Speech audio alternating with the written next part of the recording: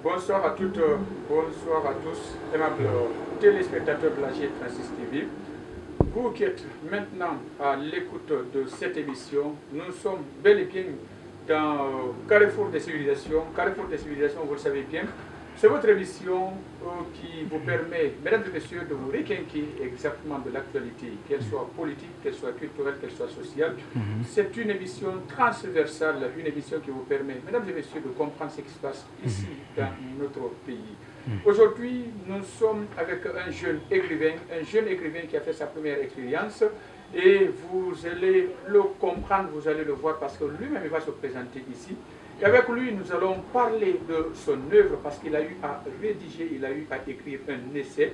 Voilà un jeune écrivain qui, en tout cas, est à sa première expérience et qui a eu à écrire un essai.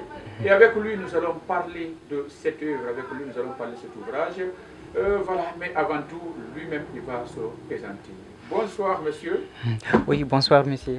Voilà, et présentez-vous à nos téléspectateurs. Et bonsoir à tout le monde. Je m'appelle Oumar Bari. Je suis étudiant à Gamal. C'est tout. C'est tout. Il est Oumar Bari, il est étudiant en physique, je crois, si je ne m'abuse. Oui. Il est étudiant en physique à l'université Gamal Abdel Nasser de Conakry. Et en même temps, il est l'auteur de cet essai intitulé voilà, l'échec de la nouvelle conscience. L'échec de la nouvelle conscience. Oumar Bari.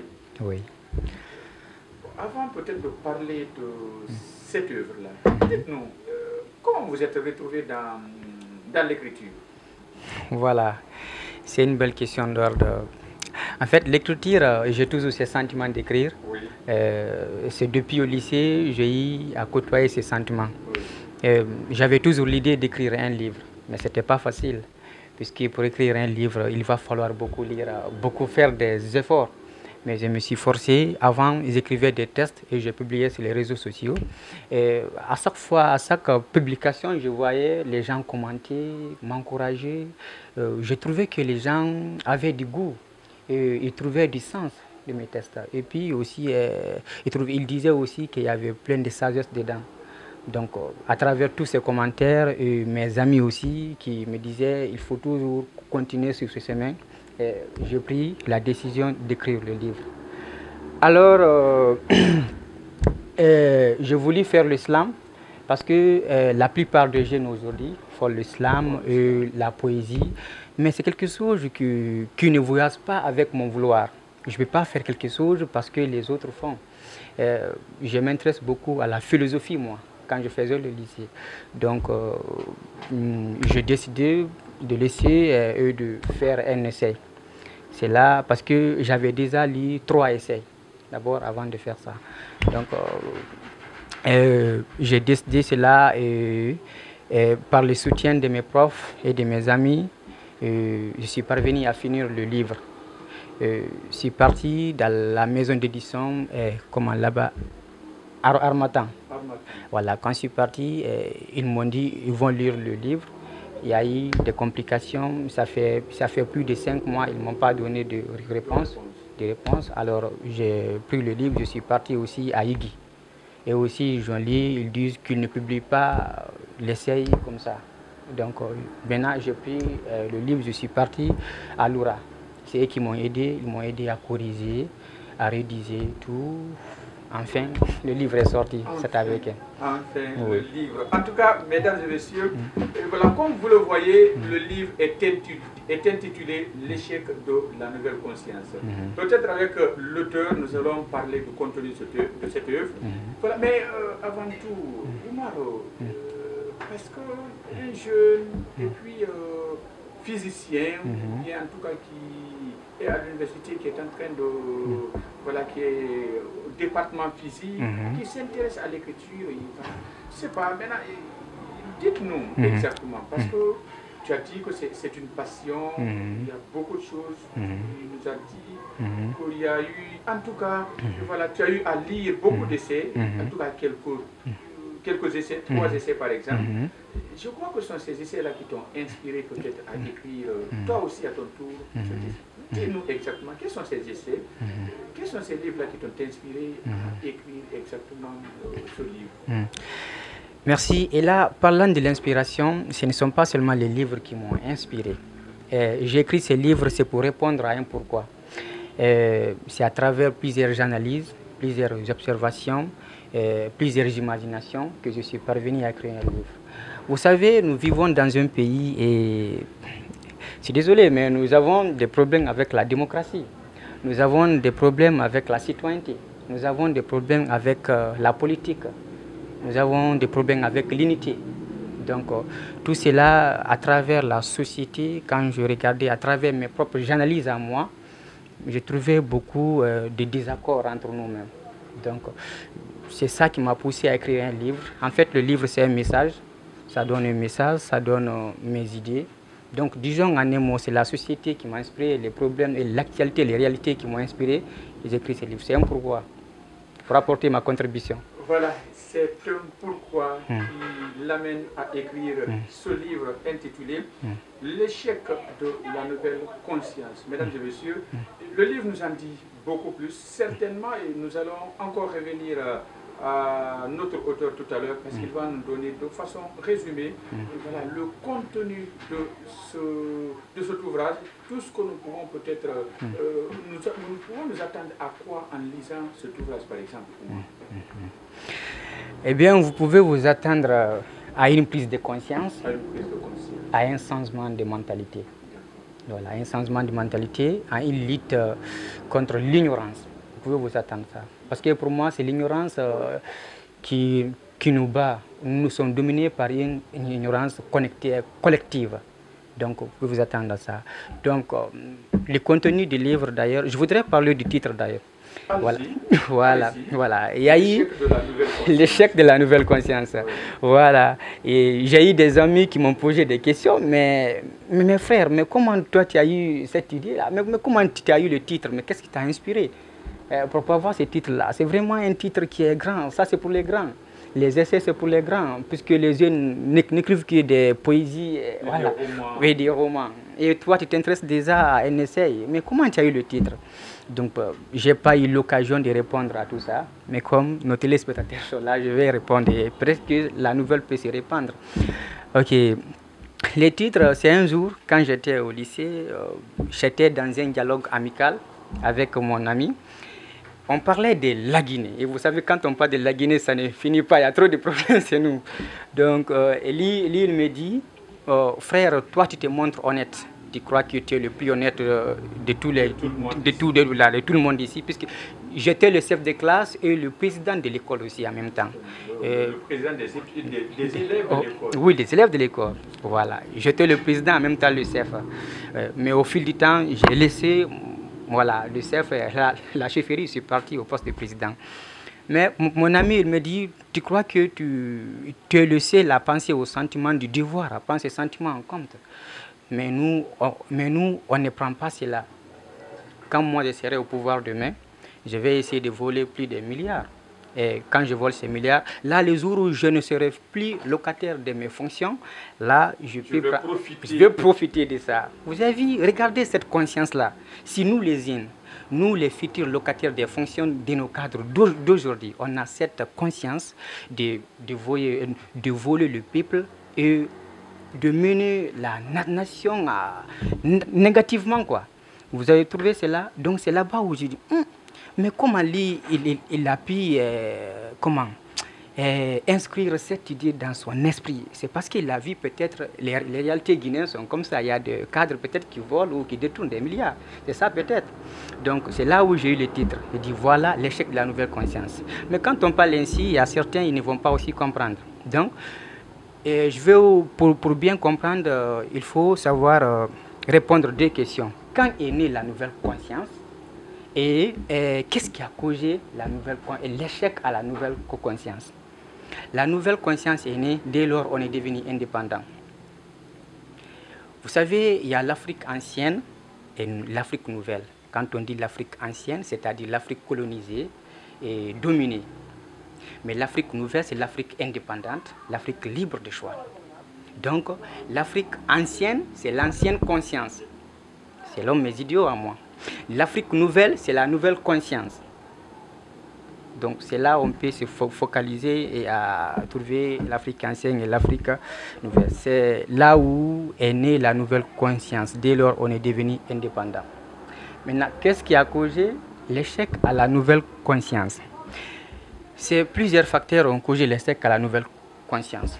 D'abord, par l'oubli de l'histoire. Nous avons oublié notre histoire, puisque nous bafouons nos cultures et nos valeurs, puisque nous ne suivons pas nos ancêtres. Pourtant, nos ancêtres sont toujours auprès de nous. Ils ont laissé des écrits, parce qu'ils savent qu'un jour ou l'autre, ils vont partir. Et s'ils partent, comment ils vont être là avec nous? Ils ont écrit des œuvres. Mais nous sommes dans une génération qui ne lise pas, qui ne lit pas, quoi. Vous avez vu tout ça? On ne lit pas et de petit à petit, on s'éloigne de notre histoire. Alors petit à petit, on cause l'échec à notre conscience. Et l'échec de la nouvelle conscience est aussi causé par manque de responsabilité envers les dirigeants et les dirigés aussi. Si nous voulons aller de devant, si on ne donne pas de la valeur à nos responsabilités, ce n'est pas bon. Par manque de dignité, par manque de citoyenneté, voilà. Par manque d'harmonie aussi, et surtout par manque de bonne gouvernance.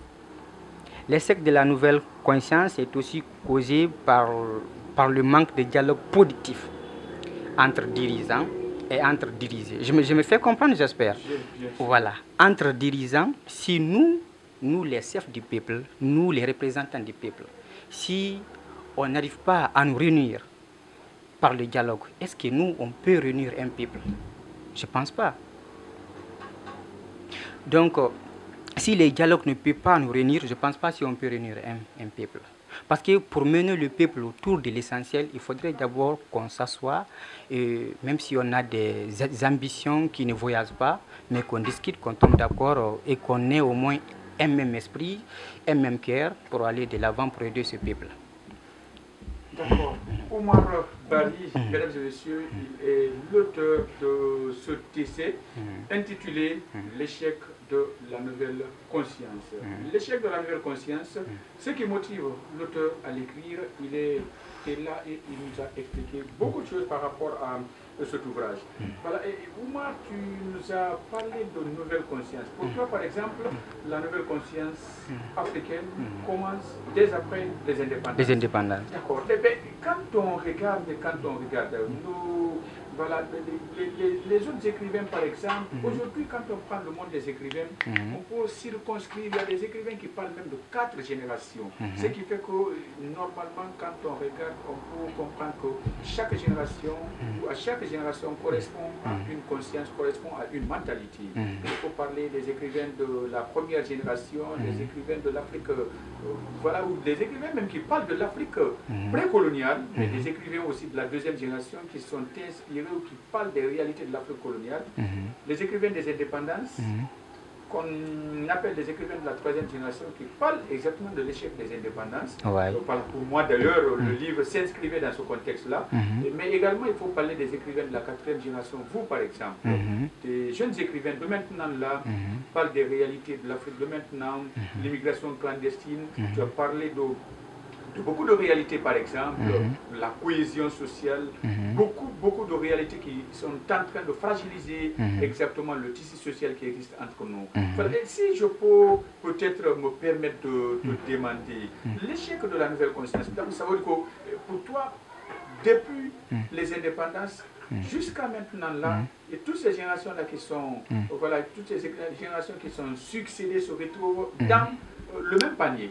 Oui, depuis l'indépendance, toutes les générations font partie de la nouvelle conscience, selon moi quand même. Selon moi, c'est l'ancienne conscience, c'est une Afrique dominée. Dès que l'Afrique est devenue indépendante et libre de choix, c'est là où est née la nouvelle conscience. Maintenant, toutes les générations maintenant qui peuvent venir, soit ils font en sorte qu'il ait un succès à la nouvelle conscience, sinon qu'il ait un succès, qu'il ait l'échec de la nouvelle conscience. D'accord, l'échec de la nouvelle conscience. En fait, je voudrais aussi savoir, parce que quand nous prenons les écrivains, surtout les grands écrivains, aujourd'hui, le monde des écrivains est partagé. Il y a des écrivains où il y a d'ailleurs, même la société, il y a des gens qui pensent que l'échec de l'Afrique, l'échec de notre société, par exemple, est dû à ses premiers, en tout cas ses premiers dirigeants, des gens qui ont eu la destinée de l'Afrique dès après l'indépendance, alors que d'autres pensent que c'est encore nous, la jeune génération, c'est nous, les jeunes de maintenant là, qui n'arrivent pas exactement à faire ce que nous devons faire. Et pour paraphraser un peu l'écrivain sénégalais Boubacar Boris Diop, quelque part, il accuse exactement ces ténors-là, ces premiers cadres de l'Afrique après les indépendances, dès après les indépendances, des écrivains qui ont eu les premières personnes qui ont eu la lourde charge de diriger l'Afrique. Il dit que ces gens-là, ils sont responsables de l'échec de l'Afrique. Et Camara Lai, notre confrère guinéen par exemple, n'a pas aussi manqué de le signaler. Quelque part, dans l'un de ses ouvrages, il dit que les dirigeants de l'Afrique, au lieu de servir l'Afrique, ils se sont servis de l'Afrique. Voilà, partant de tous ces regards, partant de toutes ces analyses, est-ce que pour toi, cette nouvelle génération, parce que je veux exactement m'accentuer sur cette nouvelle génération, est-ce que cette nouvelle génération-là est aussi responsable au même titre que les dirigeants qui nous ont précédés? Oui, là ça dépend des dirigeants, puisque vers les années d'indépendance, je n'étais pas né moi.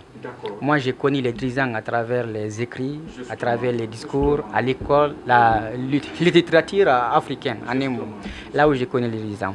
Mais vous savez, chacun a sa façon d'interpréter les choses, façon de penser, d'imaginer.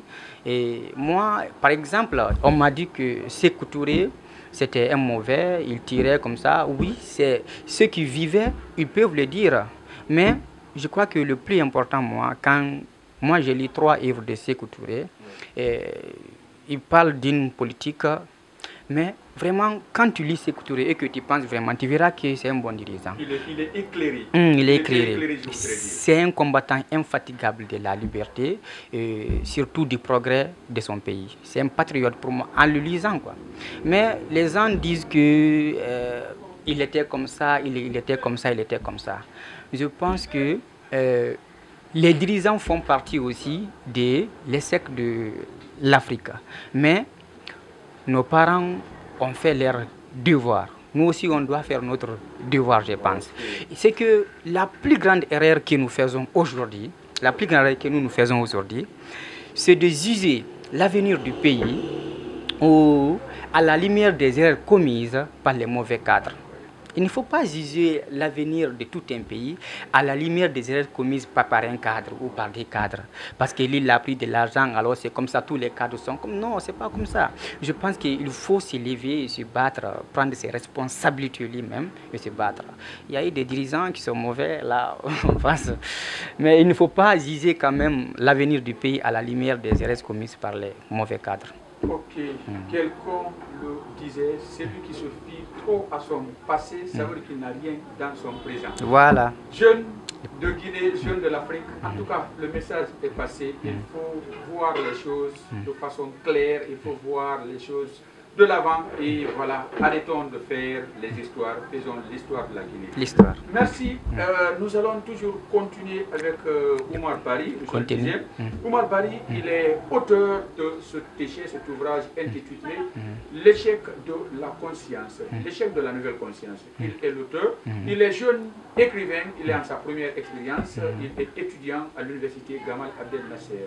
Et avec lui, nous sommes en train de parler de son ouvrage, L'échec de la nouvelle conscience.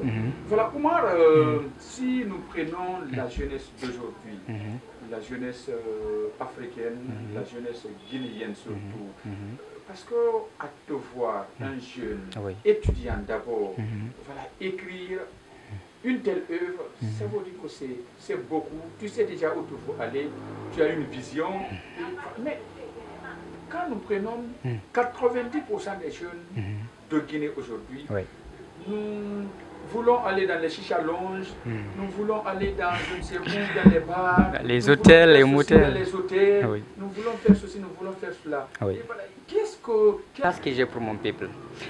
En fait, la jeunesse d'aujourd'hui, il faut reconnaître que la jeunesse est victime d'abord du manque d'emploi. On est victime de ça. La jeunesse est victime aussi de la mauvaise gouvernance. Donc en un mot, il faut reconnaître que la jeunesse est victime du mauvais système du pays. Parce que si vous voyez réellement les jeunes quitter l'Afrique pour aller en Europe ou en Amérique pour chercher du bonheur, affronter le mer, le désert, il y a certainement qui perdent leur vie dedans. Donc tout ça c'est parce que des jeunes, il n'y a pas de l'emploi. Parce qu'ils ne trouvent pas ce qui peut les permettre d'être heureux dans leur pays. Et disons en un mot sur le travail. Il faut, ce que tu disais que le travail est l'instrument du bonheur. Ça, le travail, on ne peut pas rendre un peuple heureux. On ne peut que rabaisser, surtout quand les jeunes quittent chez eux pour aller ailleurs et ils meurent aussi parce qu'il n'y a pas de travail. Donc, il faut reconnaître que la jeunesse est victime de ça. Manque d'emploi, victime de la mauvaise gouvernance et, disons, victime du mauvais système du pays, victime des mauvais exemples. La jeunesse est beaucoup victime. Mais la jeunesse aussi, quand je suis dans une génération où je ne voyage pas avec l'idée de jeunes, quoi, de ma génération en grand nombre. Je ne voyage pas avec tout le monde dans ce cas. Parce que la jeunesse laisse son présent dominé par les hôtels, par les motels, par les sorties, par les concerts, tout ça on est prêt. Alors que tout ça, ce sont des sources de l'ignorance. Regardez, quand il y a concert, tout ça, on part, tout ça, c'est bon. Mais je ne sais pas si vous me comprenez, mais ça ne nous construit pas, ça ne peut que nous détruire. Un jeune de 20 ans à 30 ans, si toi tu ne te lèves pas, tu cesses ta vie, de 35 ans, tu ne peux plus avoir ta vie maintenant. Donc la jeunesse laisse dominer son présent par ceux qui ne lui construisent pas. Donc là, moi je crois que la jeunesse doit prendre ses responsabilités familiales. Parce que tout commence dans la famille. Ses responsabilités sociales. C'est que quand tu es jeune, il faut être utile à la famille, utile aussi à la société dans laquelle tu vis. Mais l'ex-président américain Abraham Lincoln a dit, avant de se demander ce que le peuple ou ce que le pays peut faire pour toi, il faut te poser la question, qu'est-ce que tu peux faire pour ton peuple? Bien sûr, voilà, bien sûr. Il faut être vraiment un acteur engagé pour le progrès de ton propre pays. Parce que si ton pays marche, c'est comme si toi aussi, tu allais bien. Regarde, quand les jours où la Guinée va vraiment marcher, les gens vont quitter en Europe et revenir parce que le pays marche. Donc la jeunesse doit prendre ses responsabilités familiales, sociales et nationales. Il ne doit pas se laisser emporter par les critiques amères. On est là, désolé, parmi il y a des jeunes qui vont nous regarder, il ne faut pas qu'ils se fassent, c'est mes opinions. La vérité crue. Voilà. On est là, regardez, on est vraiment dominé. Ça, c'est du panafricanisme, je pense, maintenant. On est vraiment dominé. Nous sommes dans des voitures qu'on n'a pas fabriquées. Nous sommes sur des motos qu'on n'a pas fabriquées. On porte des habits qu'on n'a pas fabriqués. Et tout ça, d'abord, les habits qui tuent notre culture, petit à petit. Et qu'est-ce que nous, on a fait pour ce monde, quoi, pour la beauté du monde. Et on est là tous les jours à critiquer nos dirigeants. Il a fait ça, il a fait ça, il a fait ça. C'est parce que mes dirigeants ne sont pas responsables ou quoi, que je ne gagne pas du boulot, que comme ça là. Il faut que les jeunes arrêtent de zizer le gouvernement, leur quartier. Il faut qu'il se lève lui-même et cherche. Parce que s'il est là toujours à attendre l'État, sinon il attend la participation étatique ou il attend des dons qu'il nous envoie, c'est une faiblesse. Moi, je voudrais demander aux jeunes, est-ce que les jeunes, nous les jeunes, on n'a pas honte de vivre dans un confort sans effort? Regardez. Voilà, ça aussi. Trouvez ça. On vit dans un confort. Il y a des jeunes, quand ils parlent... Nous vivons de l'effort des autres en mettant notre intelligence en prise. Voilà. On est là à se focaliser, à critiquer les gens comme ça, je crois. Alors que nous, on ne peut qu'aller dans les boîtes, dans les motels, pour enrichir les autres alors qu'on est là. Donc, ce n'est pas mal d'aller dans les boîtes comme ça. Et il faut se divertir. C'est important, c'est un sentiment innocent d'ailleurs. Jouer, danser, se balader, c'est un sentiment innocent. Mais trop et laisser même ton présent dominé par ça. Non, je crois que c'est là, vraiment. Il faut que nous soyons responsables, qu'on s'organise ensemble, qu'on analyse nos problèmes et qu'on évalue les situations de nos pays et enfin de prendre position pour changer notre pays. Il faut qu'on organise. Prendre position pour changer notre pays, c'est le message de Oumar Bari, jeune Guinéen, à toute la population guinéenne, mesdames et messieurs. Nous sommes avec lui, je le disais, il est l'auteur de cette œuvre intitulée L'échec de la nouvelle conscience. Avec lui, nous sommes en train de parler de l'amour du peuple, les problèmes de la Guinée, de tous les problèmes pratiquement de la société africaine, de la société guinéenne. Oumar, il y a aujourd'hui beaucoup de jeunes, c'est vrai que nous avons parlé de beaucoup de problèmes, et des jeunes qui ne savent pas faire ceci, des jeunes qui ne font pas cela, c'est vrai. Tu as touché exactement la responsabilité de l'État, le problème d'emploi. C'est vrai, c'est une évidence, l'État doit jouer son rôle. Mais il faut aussi retenir, toi en te voyant, déjà tu es à l'université et tu as pu écrire un livre. Ça veut dire que même ça, ça peut te permettre de vivre, ça peut te permettre demain de faire tout ce que tu veux sans attendre quelque chose de l'État. Je pense que l'entrepreneuriat, c'est encore important. Nos jeunes doivent comprendre, nos jeunes doivent accepter certaines réalités. Voilà, j'en passe. Maintenant, aujourd'hui, il y a beaucoup de jeunes, il y a beaucoup de personnes certainement qui veulent être comme toi, et qui ont certainement des projets d'écriture, qui ont peut-être même des brouillons, et qui ne savent pas comment s'y prendre. De façon résumée, te parler des démarches que tu as pu mener pour que ton livre là soit aujourd'hui là disponible. Dites-nous exactement, ces jeunes qui nous regardent là, qui veulent aussi écrire comme toi, qu'est-ce que tu peux leur dire? Quel est le chemin à emprunter pour qu'ils puissent aussi avoir un jour leur livre comme toi? Oui, c'est vraiment simple quand on a du courage et quand on a de la passion aussi. Parce qu'il faut aimer ce qu'on fait avant d'avoir le courage de le faire. Et c'est souvent que quand on aime, on peut avoir le courage facilement. Vraiment. Moi, je veux dire aux jeunes qui veulent écrire que c'est très important, c'est un bon chemin d'ailleurs, je les encourage beaucoup.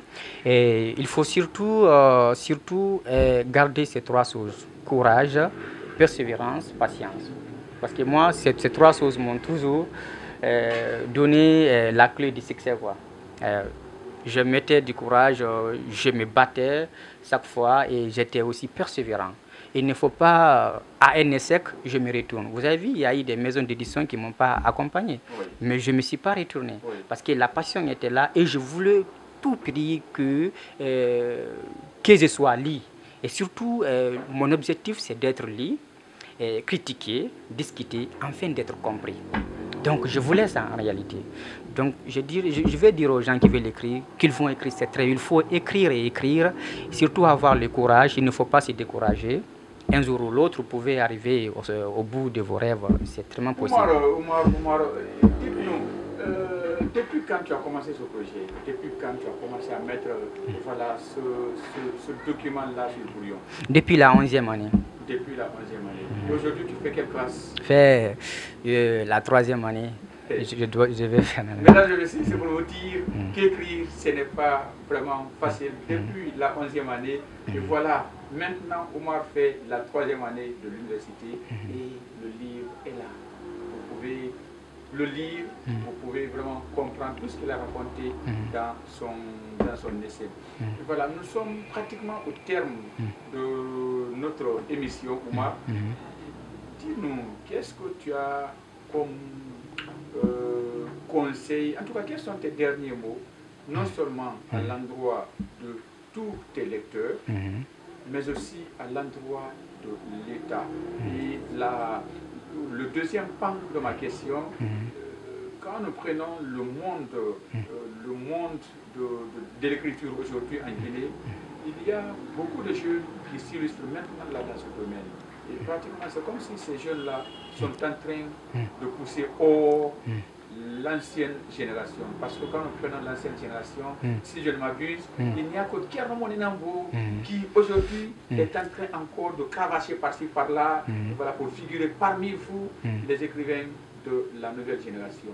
Voilà, qu'est-ce que tu as à dire à l'ensemble de ces écrivains, à l'ensemble de ces jeunes écrivains? Parce qu'il faut aussi se dire qu'il y a des œuvres qu'on ne peut pas lire, il y a des œuvres qui ne sont pas vraiment consommables du point de vue contenu, beaucoup de choses. Il y a des œuvres, quand vous prenez, vous sentez même la particularité de l'écrivain dedans. Il défend certainement une communauté, il fait ceci, il fait cela. Voilà. Qu'est-ce que tu as à dire aujourd'hui là à tous ces jeunes écrivains et voire même voilà, ces écrivains de l'ancienne génération?